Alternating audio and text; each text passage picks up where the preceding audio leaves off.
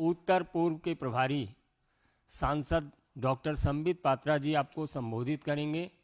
मेरा विनम्र निवेदन है माननीय संबित जी से आपको संबोधित करें। धन्यवाद माननीय संजय जी, और आप सभी का अभिनंदन है।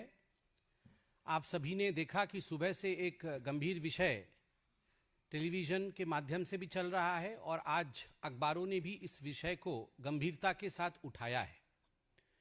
सभी को विदित है 1964 में जो जवाहरलाल नेहरू मेमोरियल म्यूजियम होता था, म्यूजियम एंड लाइब्रेरी, 3 मूर्ति पे जो स्थित है, और आज जहां प्राइम मिनिस्टर म्यूजियम, मेमोरियल और लाइब्रेरी है, देश के तमाम प्रधानमंत्री के मेमोरी में, उनके स्मरण में, उनकी भूमिकाओं पर वहां पर संग्रहालय बनाया गया है, पीएमएमएल। पीएमएमएल को चलाने के लिए, प्रधानमंत्री के संग्रहालय को चलाने के लिए लगभग एक 29 दल का सदस्य का मेंबर है, और फरवरी 2024 को मीटिंग हुई थी। उसकी मिनट्स रिकॉर्डेड है, उसकी मिनट्स भी पब्लिक है।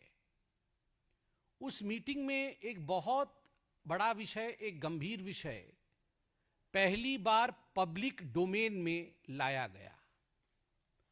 पब्लिक डोमेन में उनके मीटिंग में ये बताया गया कि 1971 में जवाहरलाल नेहरू के जो पत्राचार थे, अब प्रधानमंत्री ने एक रिप्रेजेंटेटिव को भेजा। रिप्रेजेंटेटिव का नाम एम.वी. राजन है।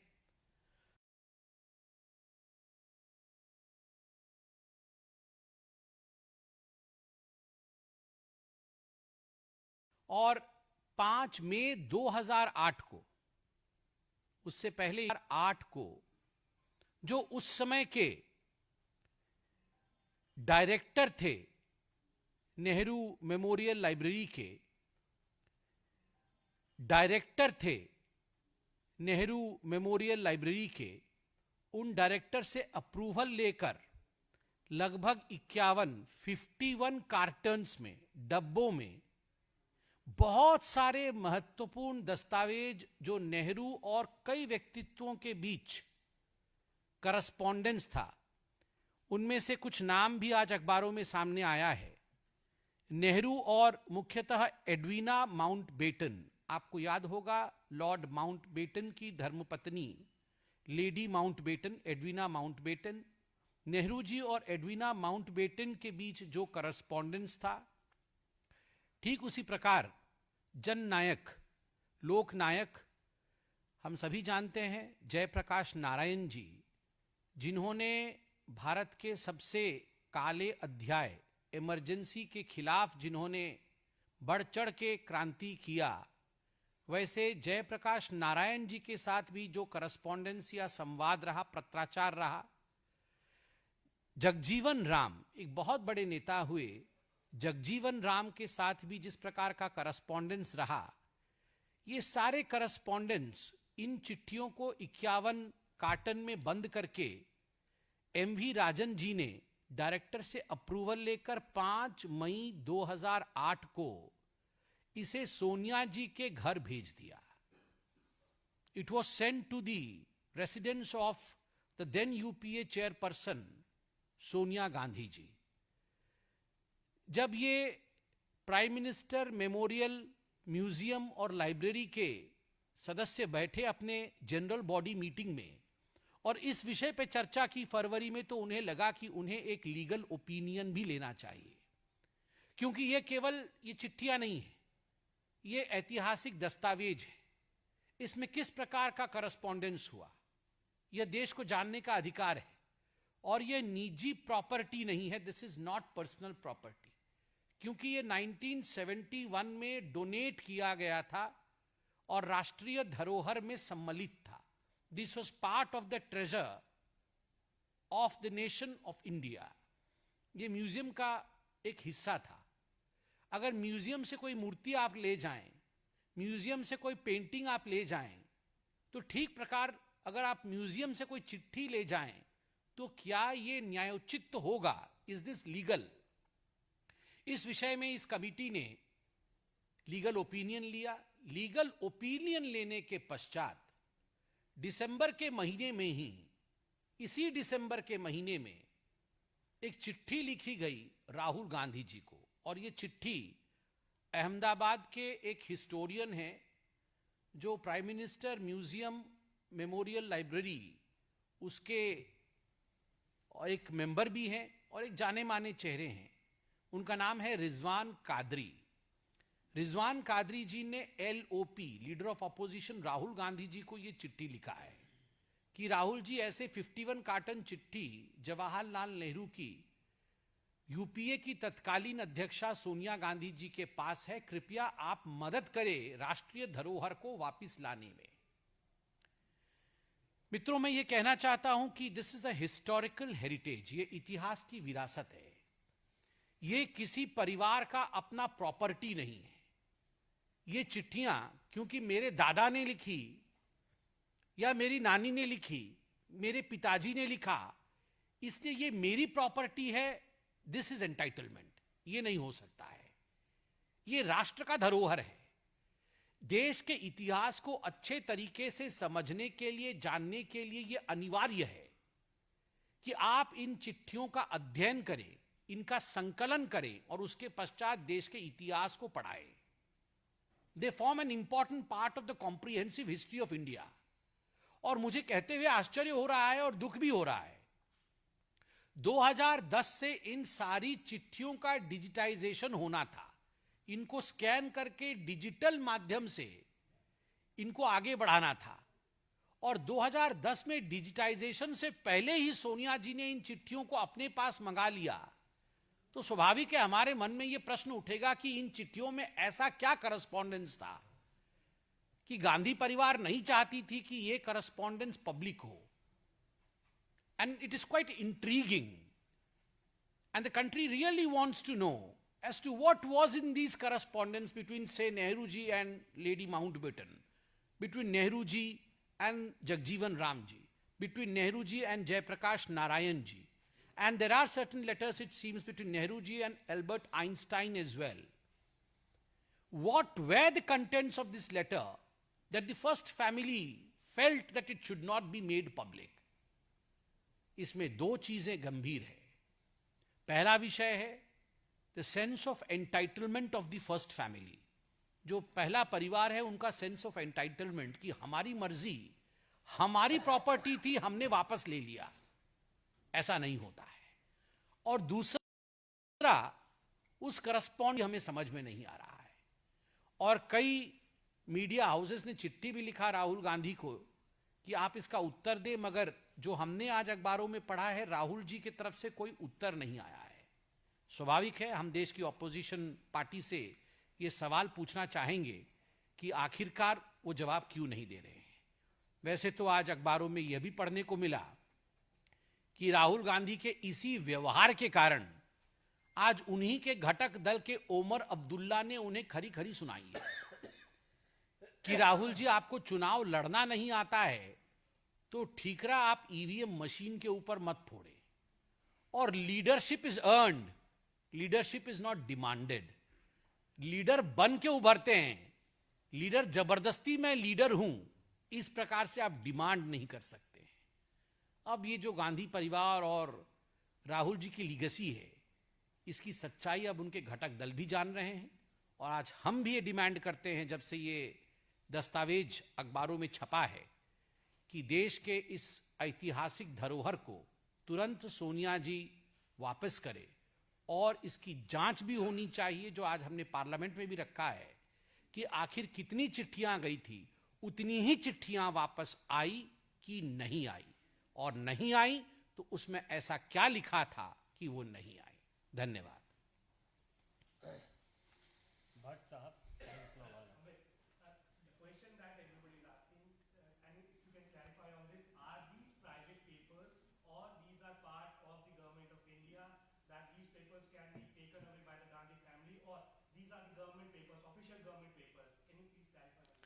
See, I am no one to clarify, but the body which governs the PMML has already clarified. Because the PMML, the Prime Minister Museum, Memorial Library, categorically states that all these papers had been donated to the Memorial Museum way back in 1971. So once it is donated, it becomes the property of the nation. Once it is donated, and once it becomes the property of the nation, retrieving it back, and that too through the back door, and not replying to the letters when the letters are written to you, you should return it. And secondly, the minutes of the meeting categorically records that a legal opinion to the same has been sought. So naturally, because the legal opinion opines and stands with the fact that there is something wrong in the way the whole thing has proceeded, that's the reason as to why the committee has written a letter to LOP to retrieve those letters. There is nothing called as private once it is in the public domain. Shailendra DD. Sir एक सवाल है कि आज क्या शून्यकाल में आपने इस मुद्दे को उठाया था जो आप यहाँ प्रेस कॉन्फ्रेंस कर रहे हैं, और दूसरा एक इस विषय से इतर है, उमर अब्दुल्ला आप कह रहे हैं कि जो इंडी गठबंधन के लोग हैं वो ईवीएम के हार जीत पे जहाँ जीत जाए चुप रहते हैं, क्या हार जाए वहाँ ईवीएम। देखिए, जहां तक ये इंडी गठबंधन है, इससे बड़ा स्कैम तो हुआ ही नहीं है। मतलब आप देखिए, 2G स्कैम, CAG स्कैम, कोल स्कैम, ये तो सब बहुत बड़े बड़े स्कैम थे, इनके विषय में हम जानते हैं और पूरा विश्व आज जानता है। मगर गठबंधन में भी स्कैम, मतलब आप सोचिए, गठबंधन में स्कैम यूं है कि ये मिलके तो चुनाव कहीं लड़ नहीं रहे हैं। इनके गठबंधन का नेता कौन होगा यही तय नहीं हो पा रहा है, क्योंकि ममता बनर्जी तो धन्यवाद दे रही है कि जिन लोगों ने कहा कि ममता बनर्जी लीडर बने इंडी गठबंधन का, ममता बनर्जी उनको धन्यवाद दे रही है। वहां पर समाजवादी पार्टी प्रेस कॉन्फ्रेंस करके कह रही है हमारे लिए तो मल्लिकार्जुन खड़गे जो है वो लीडर है, हमारे लिए तो राहुल गांधी लीडर है ही नहीं। तो ये अलग अलग लोग लीडरशिप की डिमांड अलग अलग कर रहे हैं। और आज तो ओमर अब्दुल्ला ने बिल्कुल खरी खरी सुना दी। ओमर अब्दुल्ला साहब ने कह दिया है कि राहुल जी, ये ईवीएम पे ठीकरा फोड़ने का काम अब बंद कर दीजिए। आपको जम्मू कश्मीर में चुनाव लड़ने का जो तरीका आपने अपनाया वो अनुचित था, वो गलत था, वैसा नहीं करना था। आपकी स्ट्रेटेजी ही गलत थी, तभी आपकी पार्टी ने अच्छा परफॉर्म नहीं किया। और उन्होंने खुद का उदाहरण दिया है कि मैं लोकसभा का चुनाव, मैं ओमर अब्दुल्ला लोकसभा का चुनाव हार गया, मगर मैंने सरकार बनाया जम्मू कश्मीर में। ये सुंदरता भारत की डेमोक्रेसी की है, ये खुद ओमर अब्दुल्ला कह रहे हैं। और ओमर अब्दुल्ला आगे कहते हैं कि जो लीडरशिप होता है, जो नेता बनने का गुण होता है, वो आपको ससम्मान लाना पड़ेगा अपने अंदर, थोपना नहीं पड़ेगा। You have to be born as a leader. आपके अंदर वो क्वालिटीज होनी चाहिए। जबरदस्ती मैं नेता हूं और सफेद टी शर्ट पहन के ऐसे बैठने से कोई लीडर नहीं हो जाता है। मनोकिया लोईवाल, एबीपी। आज संसद में सांसद प्रियंका गांधी एक बैग लेकर पहुंची हैं जिस पर बहुत ही शब्दों में लिखा हुआ है पैलेस्टीन। देखिए, मैं इसमें इतना ही कहना चाहूंगा, जहां तक गांधी परिवार के सदस्यों का सवाल है, कोई ये नई बात नहीं है। जब से गांधी परिवार, नेहरू जी के समय से प्रियंका वाड्रा तक, जब से गांधी परिवार के सदस्य राजनीति कर रहे हैं, वो अपने कंधे पर तुष्टीकरण के बैग को ही लटकाकर चल रहे हैं। The time since Pandit Jawaharlal Nehru was the prime minister, followed by Indira ji, followed by Rajiv ji, followed by the shadow prime minister Sonia Gandhi ji, and now followed by opposition leader Rahul Gandhi as well as Priyanka Vadra. All the members of the family of the Gandhi dynasty, all they have done is they have hung the bag of appeasement by their shoulder. कभी भी देशभक्ति लटकाई नहीं है उन्होंने अपने कंधों के ऊपर, उसका भार उठाया नहीं है। उन्होंने हमेशा ही किस प्रकार से हम तुष्टीकरण कर सकते हैं उसी के बैग को लटकाया है। That is the bag of appeasement. और anyhow this is the reason, ये जो बैगेज कैरी करते हैं, इसी बैगेज के कारण इनकी हार होती है। अब इनको ये समझनी चाहिए। विनीत, टीवी 18।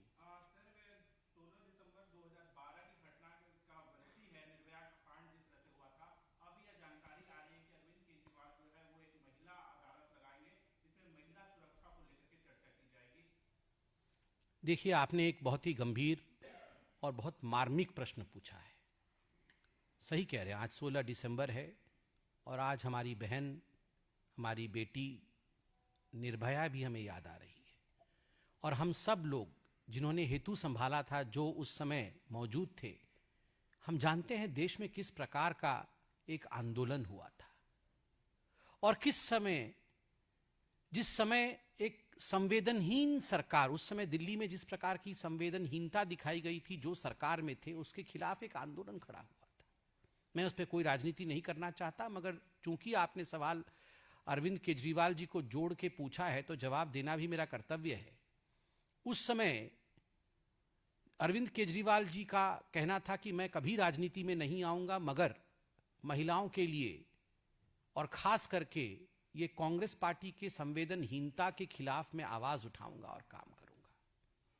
आज 10 वर्ष लगभग अरविंद केजरीवाल जी की पार्टी, खैर उन्होंने जो कहा था कि मैं पॉलिटिक्स में नहीं आऊंगा, वो पॉलिटिक्स में आए, अलग विषय है। उन्होंने कहा था कि मैं महिलाओं को बहुत आगे बढ़ाऊंगा और महिलाओं की सुरक्षा के लिए काम करूंगा। मुझे लगता है आज उन्हें अपना रिपोर्ट कार्ड रखना चाहिए। जिस प्लेटफॉर्म पे, जिस मुद्दे को लेकर, एक संवेदनशील विषय को लेकर वो आगे आए थे, उसमें कितना उनका अचीवमेंट रहा है, इसको बताना चाहिए, नंबर 1। और नंबर 2, आज हमारे लिए भी बहुत दुख का दिन है कि ये वही अरविंद केजरीवाल है जिन्होंने बहुत कोसा था पानी पी पी के कांग्रेस पार्टी की संवेदनहीनता को, मगर सत्ता के सुख को प्राप्त करने के लिए इसी कांग्रेस पार्टी के साथ अपने बच्चों की कसम खाने के बावजूद उन्हें अलायंस किया था। जो कांग्रेस पार्टी और कांग्रेस पार्टी के आज की अलायंस पार्टीज हैं, उन्होंने बहुत संवेदनहीनता दिखाई थी उस समय। उस समय हम सब सड़क पर थे, हम सब, इंक्लूडिंग हम दोनों भी जो बैठे हैं, हम भी सड़क पे थे, आप भी सड़क पे थे। मैं ईश्वर से प्रार्थना करता हूं, निर्भया जहां भी हो, महाप्रभु उसको, बिटिया को सुरक्षित रख के, उनके माता पिता को हमेशा महाप्रभु आशीर्वाद दे, शक्ति दे।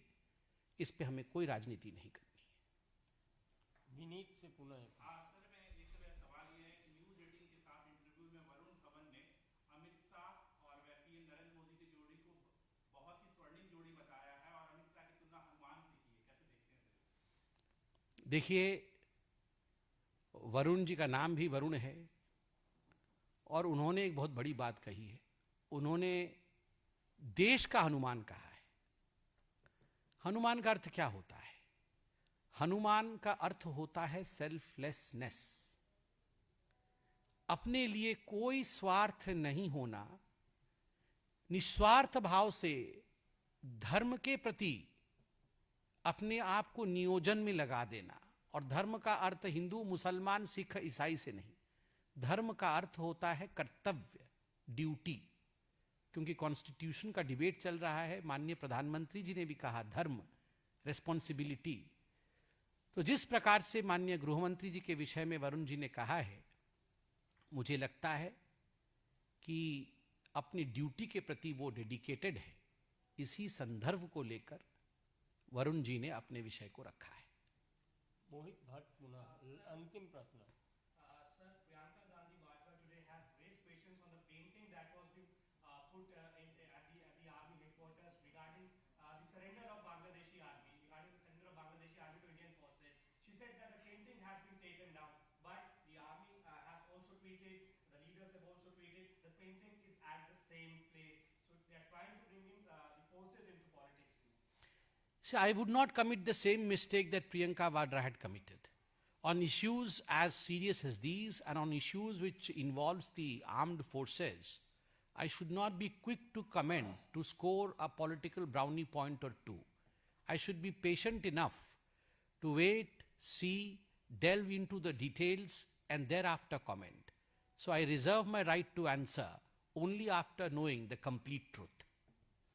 बहुत बहुत धन्यवाद।